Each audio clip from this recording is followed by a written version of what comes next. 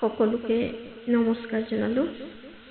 আজি পাঠ কৰিবলৈ কবিতাটো হৈছে চিনাকি মানুহৰ অচিনাকি মুখ।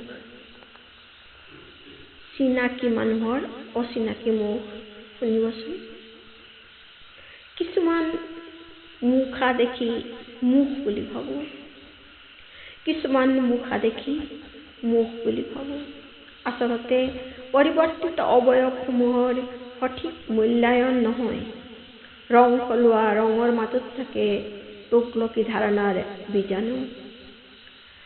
পেটত কলমলাই ফুৰা ক্ষমতাৰ ৰক্তবীজ জন্মলৈয়ে বাঢ়িব ধৰে আকাশ চুবলৈ।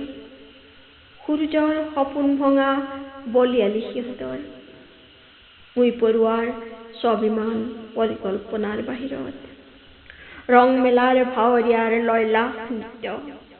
চাবিতিয়া পুতলাৰ থাকে বিচিত্ৰ ইতিবৃত্ত। বাহিৰৰ ৰঙীন আৱৰণৰ আঁৰত ফটা কাপোৰৰ মেৰপেচ। মুখাখনৰ আঁৰত বহুত মুখ সুৰক্ষিত। বিজতৰীয়া মুখাসমূহ যত উটৰ ঘাই।